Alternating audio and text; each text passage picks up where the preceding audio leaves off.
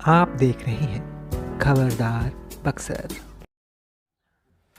नमस्कार। इस वक्त हमारे साथ हैं अनिल राय जी, ये आरडीयू के प्रत्याशी हैं या फिर कहिए कि आरडीयू के फाउंडर मेंबर हैं। आज इनसे हम कई मुद्दों पे बातचीत करेंगे। पहली बार लोकसभा चुनाव में इनकी पार्टी उतर रही है। सबसे सर पहला सवाल आपसे है कि ऑलरेडी बिहार में या फिर देश भर में बहुत सारी पार्टियाँ हैं, बीजेपी है, कांग्रेस है, बहुत सारे क्षेत्रीय दल है। आपको ज़रूरत क्यों पड़ी पार्टी बनाने की? देखिए, जितनी भी पार्टियां हैं उनके जो कार्य करने की प्रणाली है वो कहीं ना कहीं बड़ा स्पष्ट है कि मेन उनका मकसद ही है, मुख्य मुद्दा ही है उनका किसी तरीके से सत्ता को हासिल करना।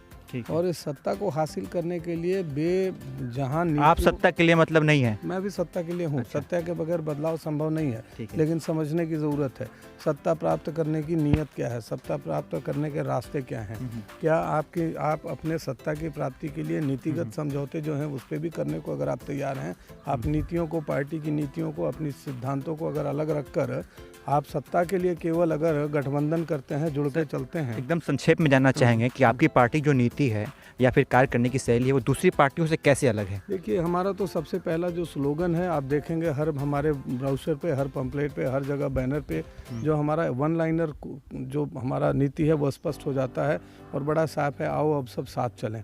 70 वर्षों तक केवल बांटने की राजनीति हुई है, अपनी सत्ता को बचाए रखने के लिए, सत्ता को पाने के लिए। ये बंटवारा चाहे जिस आधार पे हो, धर्म के आधार पे हो, जाति के आधार पे हो, आर्थिक आधार पे हो, हर तरीके से बांटने की बात हुई है। हमारी नीति ये है कि आओ अब सब साथ चलें, साथ चलकर विकास करें। बगैर साथ चले विकास संभव नहीं है।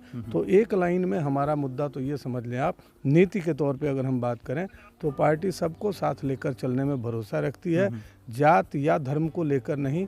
पार्टी सामाजिक अधिकार आधार पर देश को दो भागों में बांट कर मुश्किल से सर 6 महीने बचे हुए हैं लोकसभा चुनाव आने में, क्या कुछ मुद्दे रहेंगे आपको बक्सर लोकसभा को लेकर?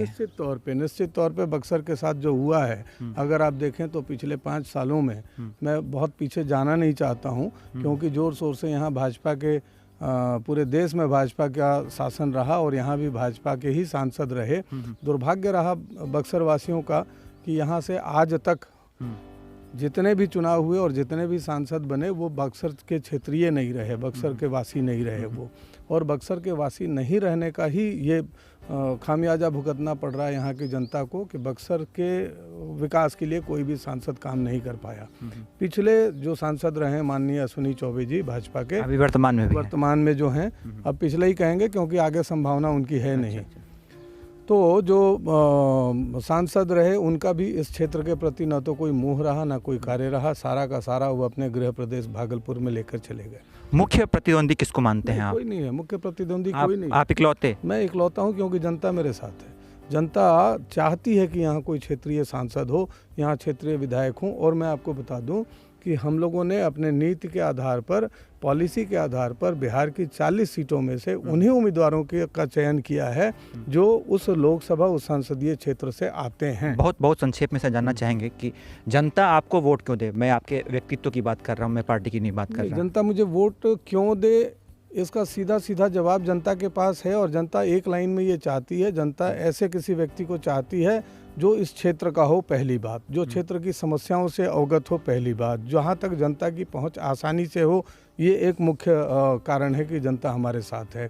जब तक आप जनता के साथ घूमेंगे नहीं, जनता की परेशानियों को समझेंगे नहीं, तब तक आप उस पर विचार और काम नहीं। पहली प्राथमिकता क्या होगी आपको बक्सर को लेकर?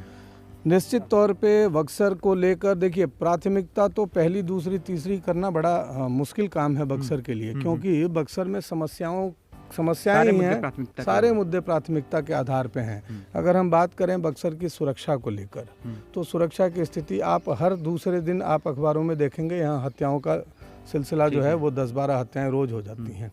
आप अगर चिकित्सा की स्थिति देखें तो किसी भी अस्पताल में आपको डॉक्टर, नर्स या कोई भी जो व्यक्ति हैं जो चिकित्सा से संबंधित लोग हैं वो मिलेंगे नहीं। वो अपने प्राइवेट नर्सिंग हॉस्पिटल में वो काम करते हुए मिलेंगे। शिक्षा की स्थिति आप देखें तो एक क्लास में जहाँ 40 बच्चे बैठने हैं वहाँ 90 बच्चे बैठते हैं। कई स्कूल ऐसे हैं जहाँ के स्कूल का भवन नहीं है, कई स्कूल ऐसे हैं जहाँ भवन है लेकिन शिक्षक नहीं है, कई स्कूल है जहाँ कोई आता जाता नहीं है।